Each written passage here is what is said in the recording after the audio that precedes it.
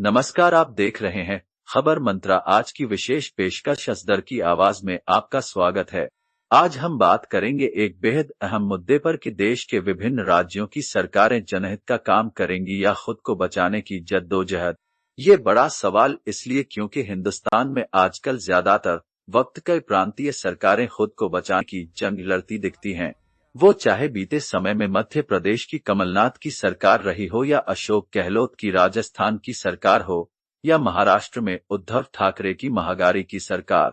सभी के सामने एक समय ऐसा आया जब वो जनता के उत्थान और भलाई के कामों को छोड़कर अपनी सरकार बचाने को जूझते दिखाई दिए। इस जंग में कुछ सफल हुए तो कुछ की किस्मत ने साथ छोड़ दिया। ये बात तो माननी ही होगी, उनके सर पर ये लड़ाइयां थोपी गई, इसलिए इस जंग का मुकाबला करना उनकी मजबूरी ही रही। ऐसी जंग में जो हथियार इस्तेमाल किए जाते हैं उनमें बड़े पैमाने पर धनबल के अलावा केंद्रीय जांच एजेंसियों का भी बोलबाला का आरोप लगता रहा है।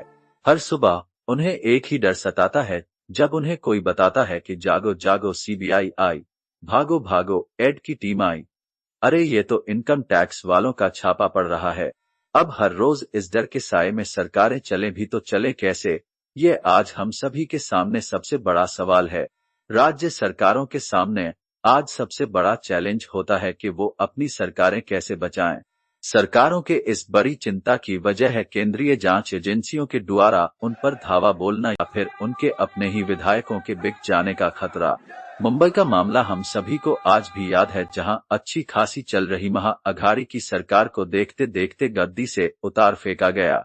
महाअघाड़ी में उद्धव ठाकरे की शिवसेना, शरद पवार की एनसीपी और कांग्रेस पार्टी शामिल थी।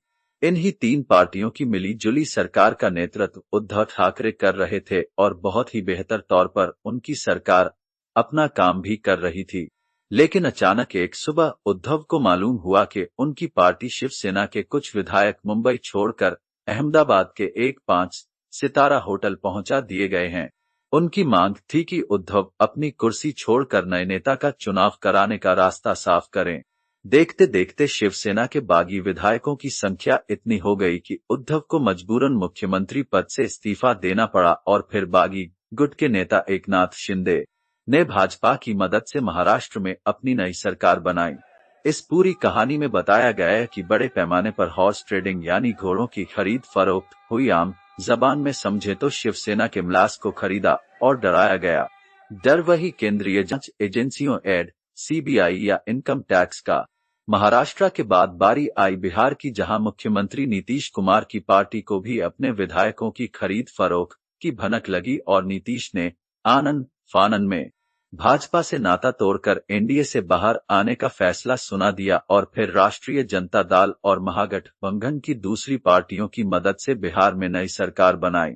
नीतीश 7वीं बार बिहार के मुख्यमंत्री बने और राजद के नेता तेजस्वी यादव दूसरी बार राज्य के उप मुख्यमंत्री बनाए गए। नीतीश राजनीति के माहिर खिलाड़ी माने जाते हैं और उनकी दूरंदेशी की दुनिया कायल है। शायद यही वजह रही कि वह एक बार फिर से न सिर्फ बिहार के मुख्यमंत्री बनने में कामयाब रहे बल्कि अपनी सभी विधायकों को भी सफलतापूर्वक एकजुट रख पाए। बिहार के बाद घोड़ों का बाजार दिल्ली में सजने ही वाला था कि दिल्ली के उप मुख्यमंत्री मनीष सिसोदिया ने बड़ा खुलासा करते हुए दावा किया कि उनके पास भाजपा का ऑफर आया है कि आप आम आदमी पार्टी के और भी मिलास के साथ पार्टी तोड़ दें, जिसके बाद उन्हें न सिर्फ दिल्ली का मुख्यमंत्री बना दिया जाएगा बल्कि उनके खिलाफ चल रहे सीबीआई एड के सभी मामले भी खत्म कर दिए जाएंगे। सिसोदिया ने अपने नेता अरविंद केजरीवाल के साथ वफादारी दिखाते हुए उन्हें मिले ऑफर को ठुकरा दिया और आगे भी केंद्रीय जांच एजेंसियों के सवाल जवाब का सामना करने का फैसला किया। दिल्ली का मामला अभी ठंडा भी नहीं हुआ था कि झारखंड की हेमंत सोरेन की सरकार को भी घोड़ों की मंडी लगने का खतरा सताने लगा। इसकी वजह थी मुख्यमंत्री हेमंत सोरेन के खिलाफ इलेक्शन कमीशन में चल रहे एक मामले का फैसला आना।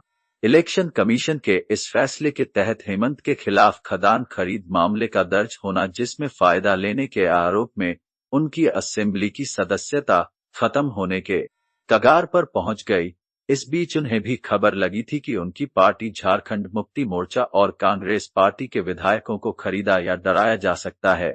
सोरेन के दिल में उठे इस डर के बाद से आज तक झारखंड में महागठबंधन के सभी विधायक उनके इर्द गिर्द ही बैठे या साथ घूमते दिखाई दे रहे हैं। इलेक्शन कमीशन के फैसले के बाद सोरेन के इस्तीफा का इंतजार है, जिसके बाद राज्य में नई सरकार बनने की पहल हो सकती है।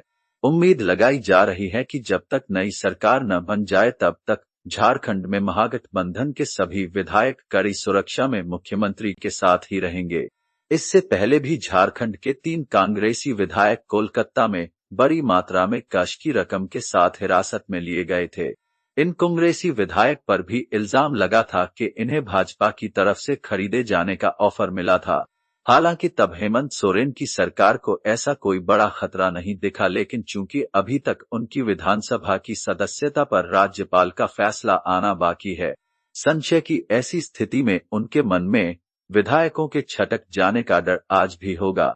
शायद यही वजह है कि उनकी पैनी नजर आज भी जेएमएम के साथ साथ महागठबंधन के सभी विधायकों पर बनी रहेगी। हालांकि सोमवार को हेमंत सोरेन सरकार ने विधानसभा के विशेष सत्र में एक बार फिर सफलतापूर्वक विश्वास मत हासिल कर लिया।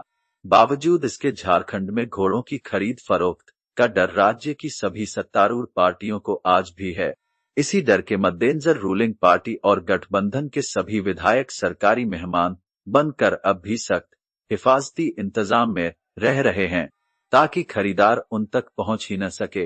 इन राज्यों के अलावा बीते सालों में मध्य प्रदेश, कर्नाटक, गोवा और राजस्थान जैसे सूबों में तख्ता पलट की कोशिशें आज भी सभी की जहन में होंगी। हालांकि राजस्थान में तो ऑपरेशन लोटस कामयाब नहीं हो सका, लेकिन गोवा, मध्य प्रदेश और कर्नाटक की पहले की सरकारों की किस्मत शायद राजस्थान जैसी नहीं रही और इन सूबों में पहले से चल रही सरकारों की जगह भाजपा के नेतृत्व में नई सरकारें काबिज हो गई। अब ऐसे हालात में जबकि सरकारें खुद को बचने की लड़ाई में जुटी होती हैं, तो फिर वो या उनके मुलाज जनता की परेशानियों को किस हद तक देख और हल कर पाएंगे।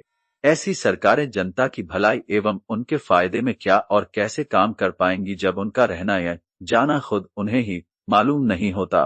जांच एजेंसियां अपना काम जरूर करें, लेकिन ये बात तो उन्हें भी समझनी होगी कि किसी दबाव में या किसी और को फायदा पहुंचाने में उठाए गए उनके कदम अवश्य हमेशा सवालों के घेरे में रहेंगे। असदर की आवाज में आज इतना ही। आगे भी एक नए मुद्दे पर बात करने के लिए आप बने रहें खबर मंत्रा के साथ और हमारे चैनल को लाइक, शेयर और सब्सक्राइब करना ना भूलें। नमस्कार।